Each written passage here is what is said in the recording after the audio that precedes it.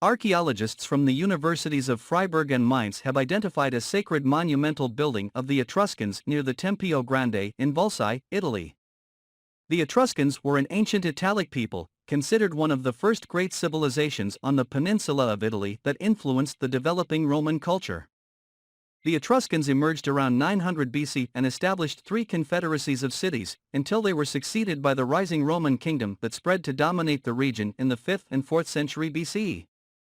An interdisciplinary team found a large, monumental building, roughly the same size and alignment as the neighboring Tempio Grande, measuring 45 meters by 35 meters and dates from the end of the 6th or beginning of the 5th century BCE. The temple was first identified during a survey using geophysical prospecting and ground-penetrating radar over an area of 3.5 acres in the northern area of Volsai. The survey is part of the Volsai Cityscape project, which was launched in 2020 and aimed to research the settlement strategies and urbanistic structures of the city of Volsai. Volsai was one of the 12 cities of the Etruscan Federation, and in pre-Roman times was one of the most important urban centers in what is now Italy. Paul P. Pasica of the University of Mainz said, "We discovered remains from the city's origins that had previously been overlooked in Volsai and are now better able to understand the dynamics of settlement and the road system, besides identifying different functional areas in the city. Our knowledge about the appearance and organization of Etruscan cities has been limited until now," says Dr. Mariachiara Franceschini of the University of Freiburg. The intact strata of the temple are offering us insights into more than 1,000 years of development of one of the most important Etruscan cities. During the construction of the office building on Lutzy Street in Tallinn, Estonia's capital on the Baltic Sea, a shipwreck was found underground, exceeding the size of any wreck previously excavated here. The surprise didn't stop there. Construction at Lutzy 8 began with the knowledge of a shipwreck on the property that wouldn't be affected by planned work. However, an unexpected second wreck was unearthed as well, and it may be one of the best preserved in the region. The wreck was found at the mouth of the Harjapia River. The wreck was measured to be 24.5 meters long by 9.5 meters wide, and experts hope to unearth it in as large of pieces as possible. "We have another 13th century wreck on our property whose location is known, but the second one came completely unexpectedly," said EHC Lutzy representative Tarmo Mill. Ragnar Nurk, an archaeologist in Tallinn City Planning Board's Department of Heritage Conservation, said the previously known wreck was 3 to 4 meters deep, but the newly found wreckage was much closer to the ground, about 1.5 meters deep. Although the site is 200 meters, ca 220 yards, from the water today, for centuries it was a port. In the late 1930s, the area was infilled with ash and household refuse. It's not clear if the ships sank there or were gradually buried over time by siltification, or if they were deliberately sunk after reaching the end of their natural lives. Archaeologist Mikkel Tammet, who led the excavations at Omuanas project, thinks that next Thursday the debris will be cleared, the water will be pumped out and all details of the wreck can be seen. According to Estonian Maritime Museum Priit Läti, initial dendroanalyses indicated that the recently discovered wreck may date back to the late 13th or early 14th century, an estimate which is being increasingly supported as more details are unearthed, but that further analysis would be necessary to confirm the dating. According to Tammet, definitely one of the best preserved shipwrecks ever found. An unexpected shipwreck was unearthed by construction work at Lutzy 8 in Tallinn's Satama neighborhood, near the port of Tallinn. Finding the wreckage brought some controversy. Heritage conservationists have suggested that the overall goal might be to get the wreckage underground as much as possible. "We will do everything we can to get these wreck out of the ground, but what's sad is that the state's contribution to preserving our common heritage is non-existent," said EHC Lutzy representative Tarmo Mill, stressing that the wreck doesn't belong to the company and the state should support its excavation. Small interesting finds were also found from the wreckage. One of the interesting finds is a mallet. It is a tool made of pigskin used by sailors to tie the ends of a rope.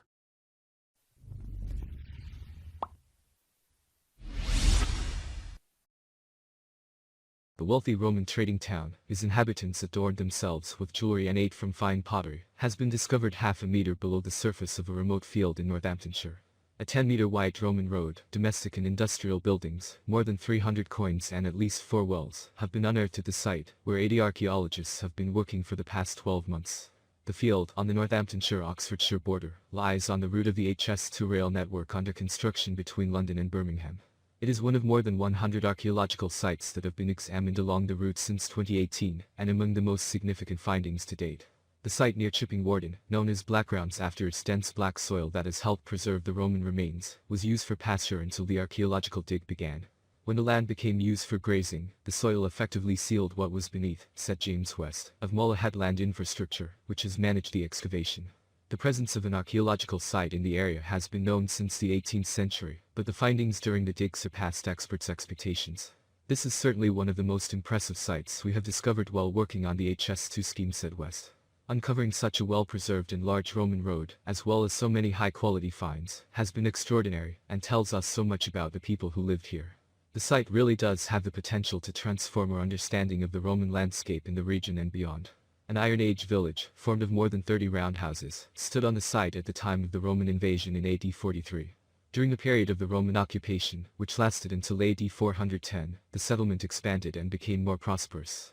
New stone buildings were constructed in distinct domestic, agricultural and industrial areas of the settlement. In the latter, archaeologists have uncovered evidence of workshops and kilns, where activities such as metalwork, bread making and pottery took place. The main road, which West described as a Roman dual carriageway, indicates that the town was a trading hub, with carts coming and going to load and unload goods. Most Roman roads were 4 to 5 meters wide, so this is really impressive. The nearby river Shirwell was another trading route to and from the settlement. At its height, there would have been hundreds of people living in the town. It was a very significant settlement, said West. The Romanization of the inhabitants included adapting to Roman customs, products and building techniques.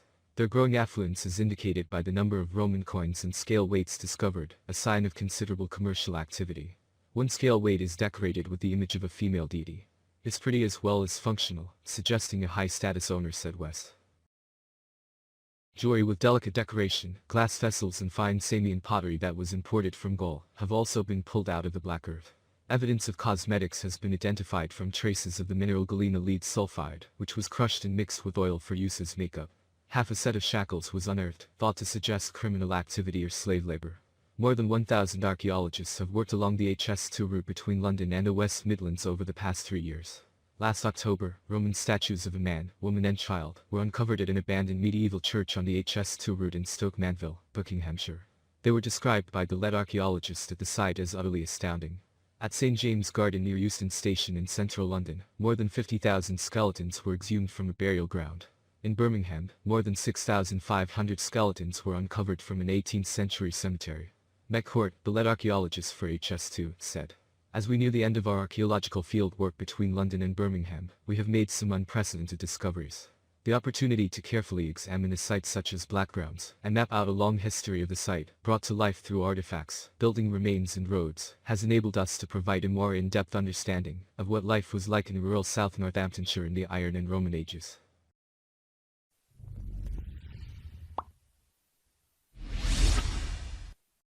Archaeologists unearthed 3,500-year-old gold jewelry in Egypt.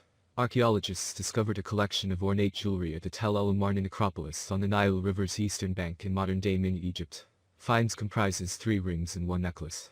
The necropolis was the burial ground for the city of Amarna, constructed in 1346 BC to serve as the capital city of the pharaoh Akhenaten, the 10th ruler of the late 18th dynasty.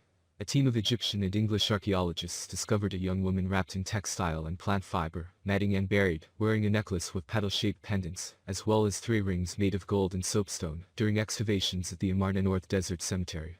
The image of the ancient Egyptian deity Besu, with his feminine counterpart Beset, was worshipped as a protector of households, particularly mothers, children, and childbirth was depicted on one of the rings. The other 2 are inscribed with a phrase in hieroglyphics that translates into Lady of the Two Lands, presumably referring to Egypt's lower and upper kingdoms. The young woman was placed among a small number of burial shafts, tombs, and pit graves dating to the 18th dynasty. Dr. Anna Stevens, from the Department of Archaeology at the University of Cambridge, said, "Her burial is located at the Amarna North Desert Cemetery in the low desert west of the North Tombs.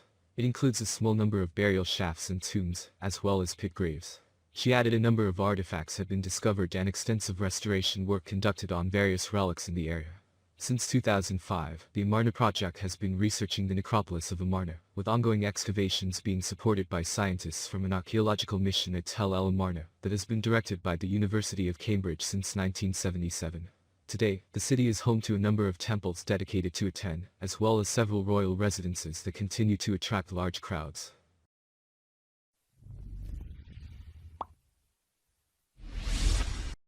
A retired police officer has discovered a 1,000-year-old Viking treasure hoard on the Isle of Man. The discovery was made by Kath Giles, whilst metal detecting on private land in December 2020. Only now have details of the find been published and declared treasure by the Isle of Man Coroner of Inquests. Kath Giles said, "I knew I had found something very special when I moved the soil away from one of the terminals of the brooch, but then I found parts of the pin, the hoop and underneath, the gorgeous gold armoring. I knew straight away that it was a significant and exciting find. I'm so thrilled to have found artifacts that are not only so important, but so beautiful." The hoard consists of a gold arm ring, a massive silver brooch, at least one silver armband, and other associated finds that date from around AD 950. During this period, the Isle of Man was under the rule of the Scandinavian kings of Dublin, first serving as a base for trade, before being permanently settled. The ring is made from plated rods of gold and has been described by Alison Fox, curator for archaeology at the Manx National Heritage, as a rare find. Due to the scarcity of gold during the Viking period, it would be the equivalent in contemporary value to 900 silver coins. The silver brooch has intricate designs on the pin and terminals, and is known as a thistle brooch of ball type. Brooches of this type group would have been worn at the shoulder to hold heavy clothing such as a cloak in place, with the discovery being the largest known example. Alison Fox explained that, "The armring, brooch and cut armband are all high-status personal ornaments and represent a large amount of accumulated wealth. Finding just one of these items would be of significance. The fact that all were found together, associated with one single deposition event, suggests that whoever buried them was extremely wealthy and probably felt immediately and acutely threatened."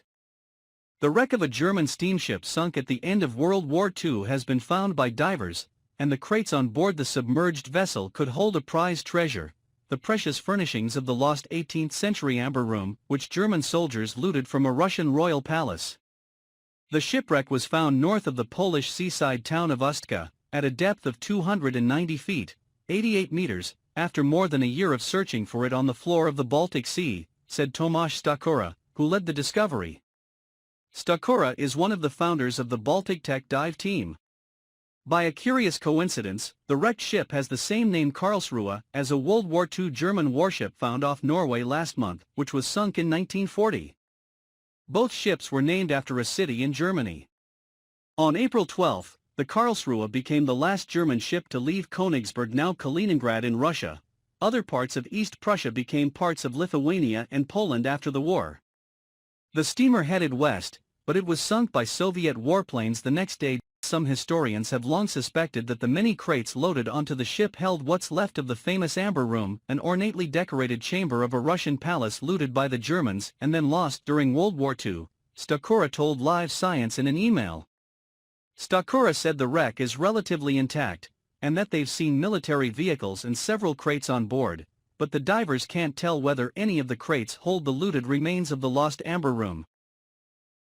A Neolithic passage tomb in the Boyne Valley, County Meath in Ireland, was discovered in 1699 AD and became a tourist attraction long before it was excavated and restored from 1962 AD to 1975 AD by the late Professor Michael J. O'Kelly, Professor of Archaeology at University College Cork. Most tombs are discovered underground, often by accident, but Newgrange was already well known. According to Ancient.eu, Newgrange was built long before Stonehenge, the Mycenaean culture of ancient Greece, and the pyramids in Giza. The construction took place about 3200 BC, and is part of one of the most important megalithic complexes in Europe. Two other ancient structures are also present, Noath and Douth, as well as 37 burials. Newgrange is 249 feet across and 39 feet high and covers about an acre of land. Upon entrance to the tomb, one would find a 62-foot passageway that leads to a large central chamber with three smaller chambers in the walls corresponding to three directions, north, west and south. O'Kelly believed it was not just a burial chamber, but a monument because an opening in the roof coincides exactly with the winter solstice. When the rock covering the hole is removed, the entire chamber and passageway are brightly illuminated during the sunrise of December 21st. The base is surrounded by 97 granite and quartz stones making a curb. The entrance stone is highly decorated with swirls, circles, chevrons and other megalithic art symbols, according to Newgrange.com. The Stone Age peoples who built the mound seem to have been skilled artisans in a well-ordered society who used stone, antler or bone for tools. The stones just for the curb would have weighed 200,000 tons, leading researchers to believe they were brought by boat up the River Boyne. The builders took special care to ensure the monument would remain dry by packing sand from the river and putty made from burnt soil into the joints of the roof stones. They also cut grooves into the roof slabs to channel the water away from the structure, which has remained dry to this day. O'Kelly relates the story of finding the mound in his work, Newgrange, Archaeology, Art and Legend. The landowner in 1699 AD, Charles Campbell, was looking for stones. In a large mound on his property he found the type of stones he was looking for, and as they were carted away the entrance to the tomb appeared. Welsh scholar and antiquary, Edward Lhwyd, just happened to be in Ireland, and upon learning of the discovery he rushed to Newgrange. He took notes, and of the letters he wrote 4 of them survive. After that, Sir Thomas Molyneux of the University of Dublin researched the cave, as they called it, and after his information was released, more researchers than ever were attracted to the mound who, unfortunately, helped themselves to some of the artifacts inside. None of these people, however, believed the monument was created by the crude and barbarian natives of Ireland. Because of this, many believed it had been built by Vikings or Egyptians. In the 19th century, scholar John O'Donovan and artist George Petrie investigated the mound and produced a much more reasonable account. In 1882 AD, the monument was transferred to the care of the government of the United Kingdom of Great Britain and Ireland under the Ancient Monuments Protection Act, and conservation began. In 1993 AD, Newgrange was designated a World Heritage Site by UNESCO, and is one of the most famous Neolithic burial sites in the world. Over 200,000 tourists visit Newgrange every year, and a lottery is held to select those who wish to participate in the sunrise observance at the winter solstice. After the Celts invaded Ireland about the 3rd century BC, the monument was largely forgotten during the suppression of Gaelic culture by the English. After the Norman conquest of 1169 AD, the English increased their suppression, until the Irish finally rebelled in the early 20th century, culminating in the newly created Republic of Ireland in the 1920s. Romanian police specializing in heritage crimes on February 7 recovered a medieval helmet of Viking origin that disappeared a decade ago, and which they called unique in Romania and very rare in the rest of Europe, in an announcement issued on Friday. A Romanian expert in historical illustration, Radu Altian, said the helmet dated from the 11th century. It was first discovered in 2010 during refurbishment work on the River Siret, in northeast Romania, but it was never handed over to the State Preservation Services, and the authorities lost track of it. The investigation that led to the recovery of the precious item started in December 2020, when police officers got information about its whereabouts. The helmet can be dated to between the 11th and the 13th centuries and represents a type of helmet most often found in the Baltics and Kiev Rus, the police said, offering no additional information on how the helmet disappeared, or where it was kept. Archaeologists examining the ruins of the ancient town of Myra have discovered at least 50 terracotta figurines depicting humans, gods and animals. Researchers working for Akdeniz University and the Turkish state made the incredible discovery after excavating the town's once imposing 12,000-seat Roman-era theater. The excavation resulted in uncovering an even older auditorium buried away below. The archaeologists inside here stumbled upon a treasure trove of figurines estimated to date back to the Hellenistic period. Such a time frame coincides with Alexander the Great's 323 BC death and the rise of the Roman Empire. DIG leader Nevzat Sevic, an archaeologist at Akdeniz, described the ancient art discovery as an unexpected big surprise. He said, "It is as if the people of ancient Myra were resurrected and ran through the time tunnel altogether and came to our day." The statuettes, each standing only a few inches tall, include rams, horsemen, women with children, and a boy carrying fruit. Figures of deities were also found among the haul, including Leto, Artemis, Apollo, and Heracles. Mr. Sevik added a few of the figures still bear faint remnants of red, blue and pink pigments used to decorate them. The archaeologist said, "The fact that the dyes on them are partially preserved shows us the color of clothes they wore in their time." As well as the terracotta figures, the researchers retrieved ceramic, bronze, lead and silver artifacts scattered around the Hellenistic theater. Mr. Sevik said, "I can say that the excavations we carried out in the Myra ancient city theater this summer gave one of the most important gifts of the year to Anatolian archaeology." Lying near the mouth of the Andriacus River on modern-day Turkey's southern coast, Myra was an important Mediterranean port for thousands of years.